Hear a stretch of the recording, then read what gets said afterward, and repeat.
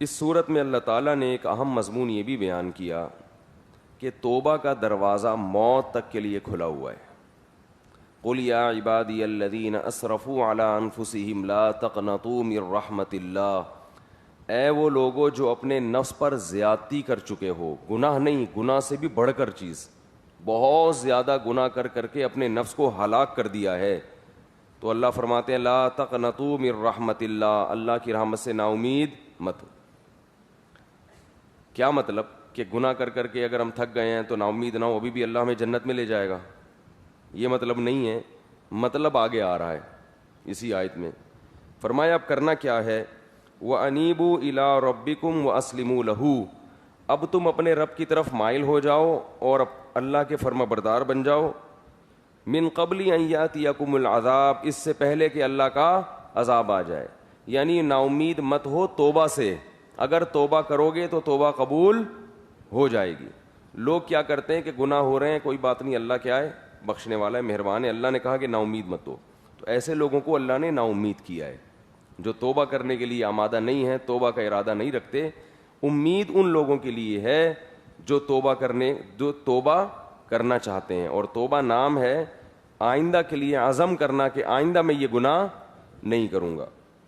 فرمایا انیبوا الی ربکم واتبعوا احسن ما انزل الیکم من ربکم, اور اتباع شروع کر دو اس کتاب کی, اس کے اچھے اچھے احکام کی جو تمہارے رب کی طرف سے تم پر نازل کیا گیا ہے. یعنی اب تک جو ہوا ہو گیا, آئندہ کے لیے اللہ نے جو احکام قرآن مجید میں دیے ہیں ان کی اتباع کرنا شروع کر دو. من قبل ان یاتیکم العذاب بغتۃ وانتم لا تشعرون, اس سے پہلے کہ اچانک تم پر کوئی عذاب آئے اور تمہیں شعور بھی نہ ہو, پتہ بھی نہ چلے. بسا اوقات انسان کے ساتھ حادثہ ہوتا ہے جو موت کا سبب بن جاتا ہے, اور انسان پہلے سے موت کے لیے تیار نہیں ہوتا. تو بتایا جا رہا ہے کہ توبہ میں جلدی کرو, اس امید پہ مت رہو کہ میں ابھی جوان ہوں, بڑھاپے تک مؤخر کر دیتا ہوں, ابھی بوڑھا ہوں, ابھی اور بھی بوڑھا ہو جاؤں گا. تو اللہ فرما رہے ہیں کہ عذاب آتے ٹائم نہیں لگتا اور پتہ بھی نہیں چلے گا. اور فرمائیں کہ جب عذاب آئے گا یا موت کا وقت آئے گا تو پھر کیا کنڈیشن ہوگی تمہاری, اس کو بیان کیا ہے. ان تقول النفس یا حسرتا علی ما فرطت فی جنب اللہ, اس وقت کہو گے کہ ہائے کاش میں اللہ کے بارے میں اتنی کوتاہی نہ کرتا, اللہ کے حکام کے بارے میں بڑی کوتاہی ہے کی میں نے. جب موت کا وقت ہوگا تو یہ حالت ہوتی ہے. وَإِن كُنتُ لَمِنَ السَّاخِرِينَ, اور میں اللہ کے حکام کو سنجیدگی سے لیتا ہی نہیں رہا. اللہ نے حکم دیا نا, سود سے بچو, داڑھی رکھو, نماز قائم کرو, والدین کی اطاعت کرو, رشتہ داری جوڑو, ان حکام کو ہم سیریس بولو بھائی لیتے ہی نہیں. پڑھ لیں گے, کر لیں گے, ہو جائے گا, بس یہ چلتا رہتا ہے حساب کتاب.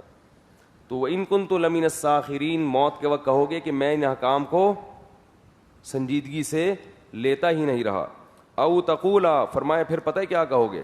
پہلا جملہ تو یہ ہوگا کہ کاش میں نیک بن جاتا, اور کاش میں سیدھے راستے پہ چلتا, اور میں اللہ کے حکام کو سنجیدگی سے لیتا.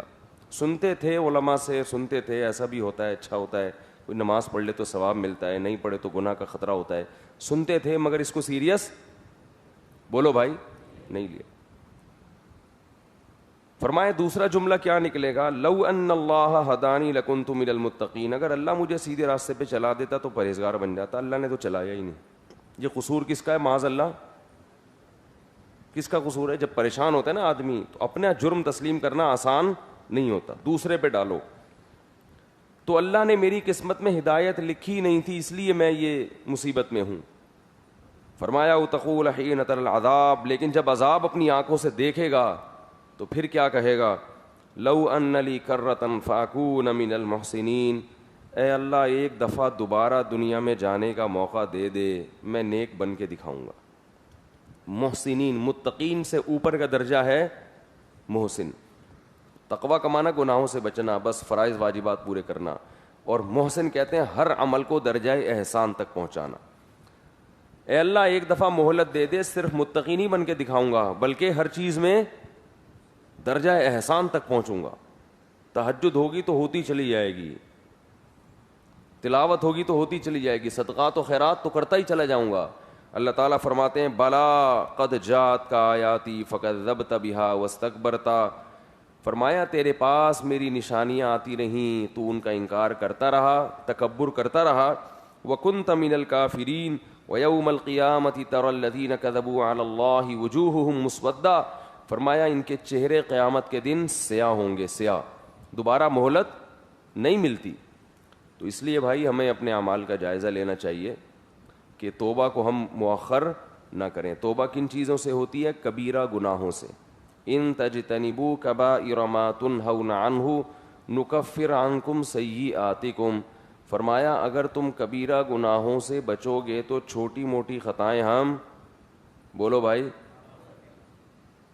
معاف کر دیں گے. تو کبیرہ